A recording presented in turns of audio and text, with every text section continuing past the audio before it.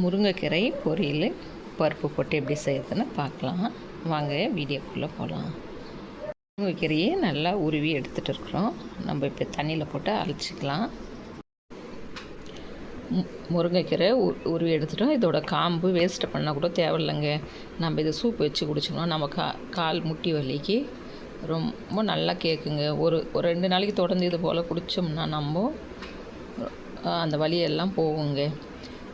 அந்த சூப் வைக்கிறதுக்கு இது போல் துளுப்பாக இருக்குது பாருங்கள். இதெல்லாம் நல்லா பொடியாக கட் பண்ணிவிட்டு 2 டம்ளர் தண்ணி வச்சுட்டு நம்ம சீரகம், பூண்டு, மஞ்சள் பொடி, கொஞ்சம் உப்பு இதை போட்டுட்டு 2 டம்ளர் தண்ணியில் இதை பொடி பண்ணி போட்டோம்னா 1 டம்ளர் வந்ததும் நம்ம வெடிக்கட்டி இதை குடிச்சோம்னா 2 நாள் தொடர்ந்து குடித்தா போதுங்க. முட்டி வலியே இருக்காதுங்க நமக்கு.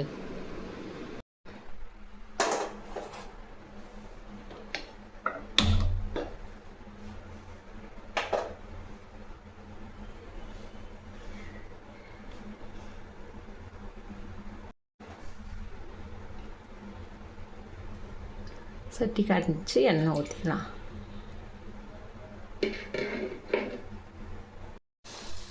கடுகு பொரிஞ்சிடுச்சு. இப்போ காஞ்ச மிளகா 2 கட் பண்ணி வச்சுருக்கோம், போட்டுக்கலாம்.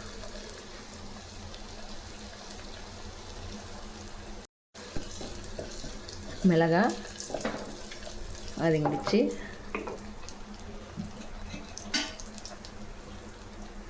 இப்போ வெங்காயம் 1 கட் பண்ணி வச்சுருக்கோம், பூண்டு பல்லு உரித்து வச்சுருக்கோம்.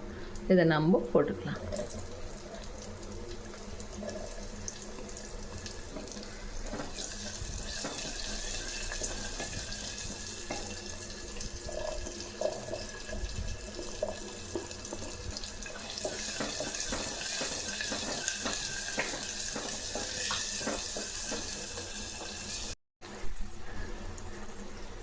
நல்லா இந்த வெங்காயம்லாம் நல்லா கொதிக்குது பாருங்கள்.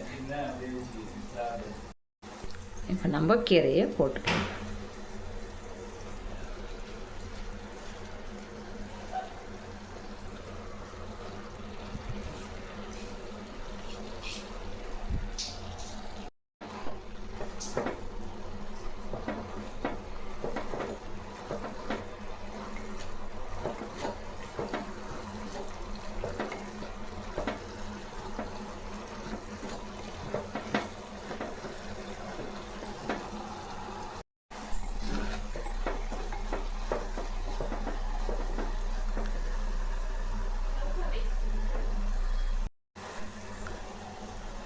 பருப்பு போட்டுக்கலாம்.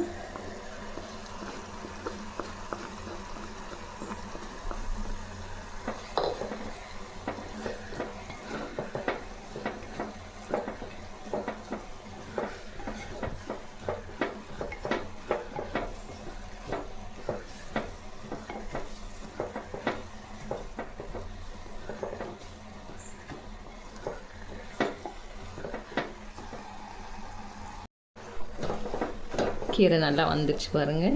பருப்பு கீரை எல்லாம் மிக்ஸ் ஆகிடுச்சு. சேனல் நிறைய பேர் பார்க்குறீங்க, ஷேர் பண்ணுங்கள், லைக் பண்ணுங்கள். நான் போடுற வீடியோலாம் உங்களுக்கு அடுத்தடுத்த வீடியோ வரும். முருங்கீரை பொரியல் ரெடி ஆகிடுச்சு.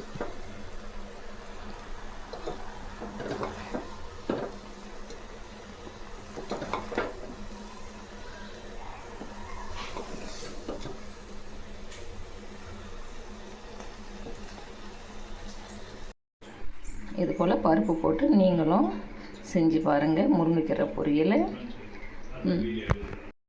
இந்த கீரையில் பூண்டு கொஞ்சம் அதிகமாக போட்டு பால் கொடுக்குற தாய்மார்களுக்கு கொடுத்தோம்னா குழந்தைங்க நல்லா பால் கிடைக்கும்.